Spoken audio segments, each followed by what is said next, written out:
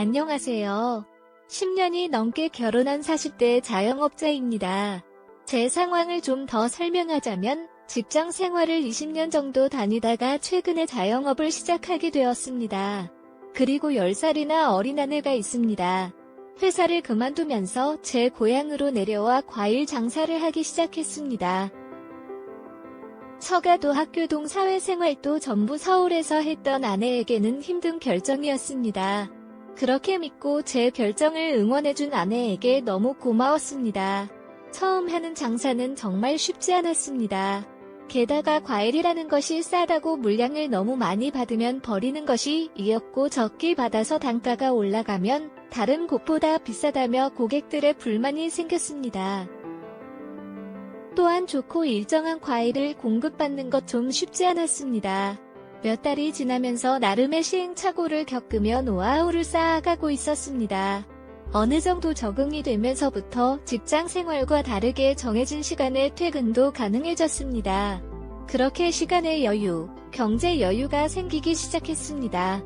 서울에서 회사 다닐 때는 야근에 회식에 맨날 늦게 들어오고 주말에는 잠자기 덮었습니다. 하지만 이제는 평일에 여유롭게 근교로 바람을 쐬러 가거나 퇴근하고 나서 아내와 영화나 데이트도 하고 있습니다. 그리고 가끔은 고향 친구들과 마음 편히 만날 수 있다는 것이 좋았습니다. 그렇게 바뀐 삶에 적응하고 만족해하면서 살아가고 있다고 착각하고 있었습니다. 하지만 아내는 그렇지 않았던 것 같습니다. 전업주부로 지내다가 제 고향으로 내려와 과일 장사를 같이 하다 보니 손도 몸도 피부도 상하고 모르는 사람을 상대하며 몇백원 때문에 싸울 일도 있었나 봅니다. 또한 SNS에서 보는 아직 싱글 친구들의 모습을 보면서 부러웠던 것 같습니다. 게다가 여기엔 아는 지인도 없고 제 친구들 와이프라 나이차가 걸리기도 합니다. 원하는 취미생활을 만들어주고 싶어서 같이 찾아보고 노력도 했지만 쉽지 않았습니다.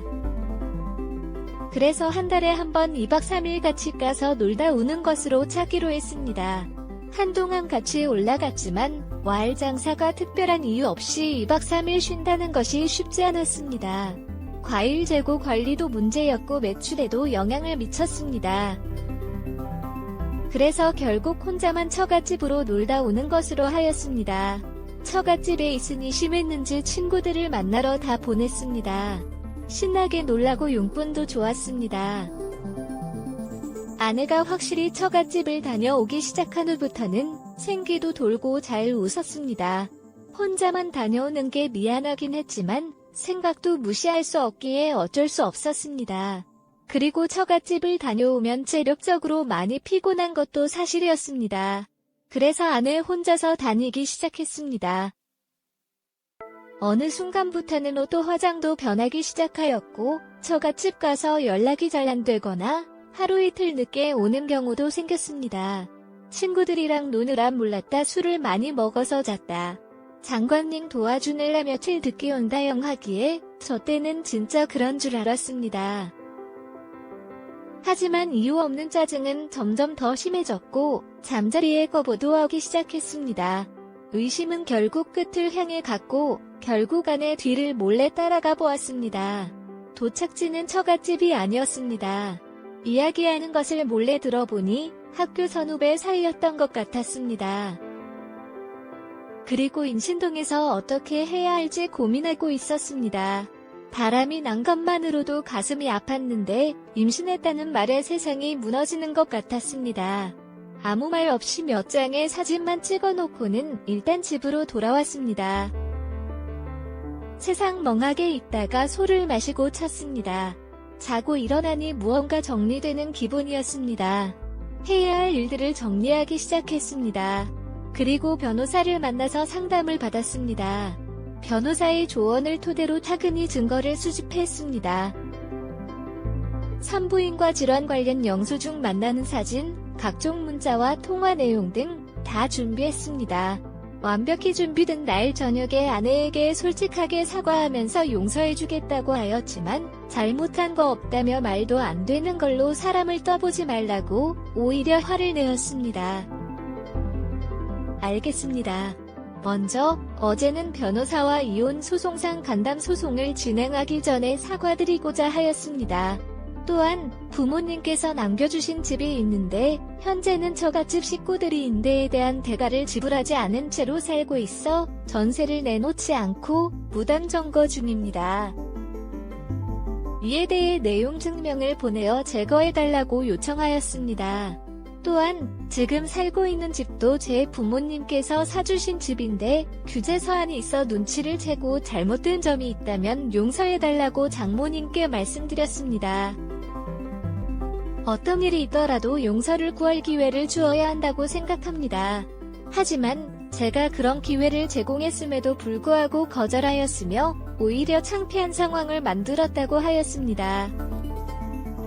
이에 대해 저는 용서할 마음이 없으며 자식을 제 자식으로 받아줄 생각도 없습니다. 그리고 법대로 모든 것을 진행할 때 협조해달라고 요청하였습니다. 그랬더니 오히려 이제는 제게 바람의 원인이 있다며 큰 소리를 쳤습니다. 부모님이 유산과 사주신 집은 결국 부부 재산으로 분할해야 된다고 하였는데 이에 대해 자기네들 거라며 비웃으며 나갔습니다.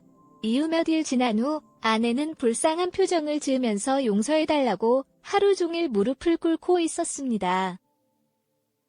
하지만 저는 요지부동이었고 결국 경찰을 불러서 끌어내었습니다. 현재는 이혼 소송과 3건 넘는 송무를 진행 중입니다. 부모님 유산으로 받은 집은 다른 사람들이 전세로 들어와 살고 있습니다. 변호사께서는 당신의 일은 성서로 끝날 것이며 걱정하지 않아도 된다. 모든 것이 잘 해결될 것이다. 라고 말씀하셨습니다. 또한 최대한 많은 위자료를 받을 수 있도록 도와달라는 부탁을 하셨습니다. 변호사님도 그들과 많이 소통하셨기 때문에 걱정하지 않아도 된다고 하셨습니다. 제가 걱정하는 것은 오히려 그들이 빨리 문제를 해결하고 정리하지 못할까봐입니다. 제가 결혼 중인데 다른 남자의 아이를 임신한 적이 있습니다. 그럼에도 불구하고 사과 없이 뻔뻔하게 굴다가 경제적으로 압박을 받기 시작하면서 사과했는데 이 때문에 상대방이 더 실망했습니다. 오히려 처음부터 사과하지 않았다면 덜 실망했을지도 모릅니다. 마지막으로 제 이야기를 끝까지 읽어주셔서 감사합니다. 여러분도 조심하세요. 그리고 마지막 문장은 제대로 끝맺음을 하지 못한 것 같습니다. 문장의 의미가 불분명해서 수정할 수 없습니다.